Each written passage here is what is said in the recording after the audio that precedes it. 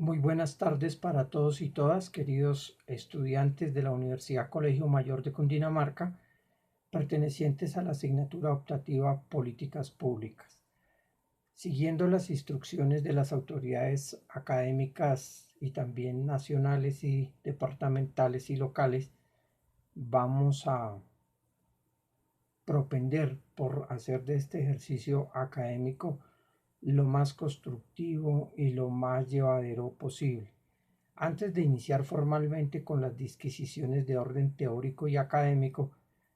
considero pertinente hacer unas brevísimas reflexiones de cara a lo que está aconteciendo geopolíticamente en el estado actual de cosas. No en vano, nuestra asignatura apunta a esas ejecutorias que los estados deben desarrollar y desplegar en situaciones tan calamitosas como las que actualmente venimos desarrollando. En honor a la verdad, son épocas difíciles, complejas, inusitadas, en las cuales creemos de muy buena fe que ni siquiera en el cálculo de los más pesimistas este escenario tan dantesco y tan dramático que muy seguramente día a día exponencialmente se va a acrecentar, se hubiera imaginado. Lo primero es hacer un llamado a la cordura, a la serenidad, al autocuidado, a la responsabilidad, a la solidaridad, a la fe, al compromiso, a la esperanza y a aferrarnos a la idea que todos y cada uno de nosotros con todo respeto tengamos de la idea de Dios. Colombia, nuestro amado país, se ve abocado a una situación novísima como la mayoría de países del mundo. Ustedes han sido testigos de excepción y vivencial de cómo paulatinamente el número de personas contagiadas va en incremento. Hoy, al momento de realizar esta grabación, eh, la Secretaría de Salud Pública de Bogotá y el Ministerio de Salud colombiano dan fe de, infortunadamente, el deceso de 3 personas. Para ellas y para sus familias, un saludo de condolencia. Muy seguramente, si el pronóstico se cumple, el número de personas contagiadas y fallecidas crecerá o creceremos, porque en honor a la verdad tampoco sabemos cuál puede ser nuestra hoja de ruta vital. Sin embargo, nos aferramos con mucho optimismo, con mucha esperanza a la vitalidad del ser humano. Infortunadamente, en el ciclo biológico y jurídico de la vida, para lo único que no se prepara al ser humano es para lo único cierto e inevitable, que es la muerte. Pero el mensaje debe ser de optimismo, de vitalidad, de esperanza, de prudencia, de muchísima fortaleza y de mucha templanza, como lo diría Aristóteles y posteriormente Marco Tulio Cicerón. Solo quiero hacer una brevísima precisión conceptual frente a términos que hoy por hoy son de usual empleamiento, si se quiere la expresión, pero que de alguna manera también ayudan a clarificar el espectro y particularmente el alcance de lo que estamos vivenciando. De acuerdo a la Organización Mundial de la Salud, se habla de que estamos frente a una endemia cuando se trata de patologías, de enfermedades que, si se quiere, son reiterativas y esperadas en determinados sectores de la geografía y también en determinadas épocas del año. Verbigracia, cuando viene un temporal de lluvias, estamos a portas climatológicamente para ingresar al mes de abril, en el que seguramente el caudal de lluvias se va a incrementar. Entonces,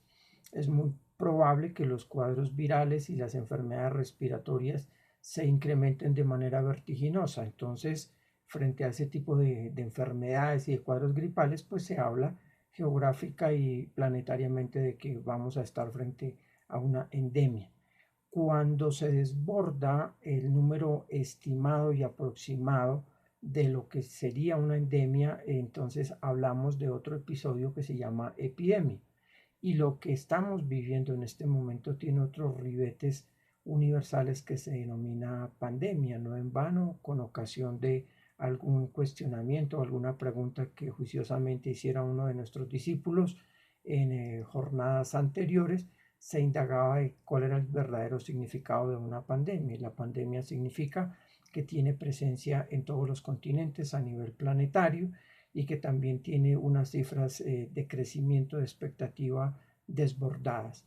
Creemos también de muy buena fe que las autoridades han interpretado este panorama de realidades y se están tomando medidas férreas, fuertes, y esperamos pues que todos sigamos contribuyendo con nuestro grano de arena.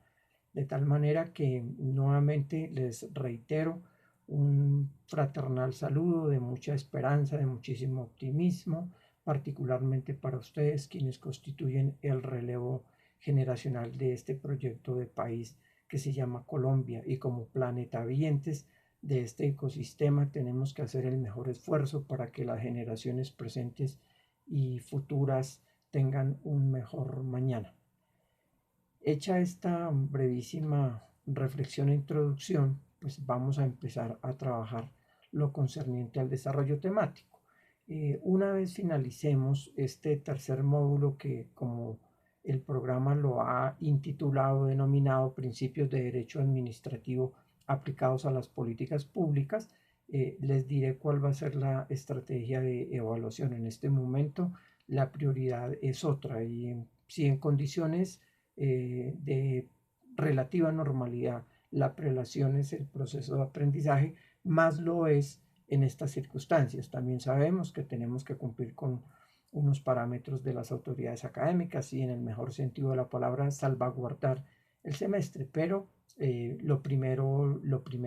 al finalizar este tutorial vendrán unos subsiguientes. Les indicaré cuál va a ser la estrategia de evaluación para que ustedes también tengan un parte de tranquilidad. Y desde luego pues tendremos que apelar a las tecnologías de la información y las comunicaciones y solidariamente al trabajo en equipo. Entonces, como dirían en otras latitudes, sea. A manera de contexto, antes de la irrupción de este episodio social y mundial, nosotros veníamos trabajando los principios de arraigo legal y también constitucional que le asisten a la función administrativa y al derecho administrativo propiamente dicho, de cara o en perspectiva de aplicación a las denominadas políticas públicas. En ese orden de ideas, es pertinente que nosotros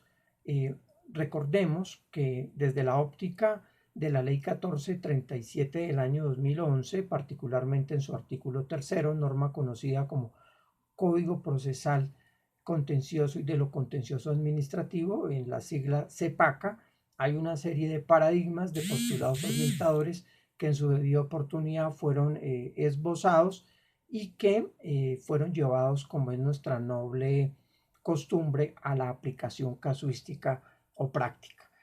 Así las cosas, ya estamos ubicados en un escenario de estirpe constitucional, particularmente el artículo 209 del Estatuto Superior, que al referir el concepto de la función administrativa señala también algunos principios que han sido replicados por el Código Contencioso y Procesal de lo Contencioso Administrativo, pero quiero en esta oportunidad empezar el trabajo sistemático y progresivo de tres que en realidad se convierten, de acuerdo a los designios jurisprudenciales y doctrinarios, en cuatro principios organizacionales de la función administrativa. El artículo 209 de la Carta Política del año 91 referencia que todos estos principios de economía, de moralidad, de publicidad, de celeridad, deberán desarrollarse con base en la descentralización, la desconcentración y la delegación de funciones. Y como decía hace un momento, hay un cuarto derrotero que emerge de los anteriores, que en su momento explicitaremos, que se llama avocación. Sé que la semana que recién termina, a través de la generosa colaboración de algunos de sus compañeros, se les hizo entrega previa de un material para que ustedes tuvieran un contexto, un panorama muy específico. Y dicho sea de paso, pues contamos también con la herramienta del correo electrónico institucional del suscrito, en el cual estaremos abiertos a cualquier tipo de inquietud académica que se tenga sobre estos materiales. Entonces, decía que el artículo 209 de la Constitución Política desarrolla, o más que desarrollar, consagra tres principios organizacionales: la descentralización, la desconcentración y la delegación de funciones. Y particularmente en ese predicamento, la ley 489 del año 98 se ha encargado de darles un mejor desarrollo y una mejor estructura normativa, que es la que nosotros vamos a desarrollar. Sin embargo, para mi gusto personal, académico y profesional, lo más simplista, pero quizá no lo más productivo, sería iniciar el desglose de cada uno de ellos, pero estimo pertinente para una mejor comprensión y para un mejor análisis hacer unas referencias de orden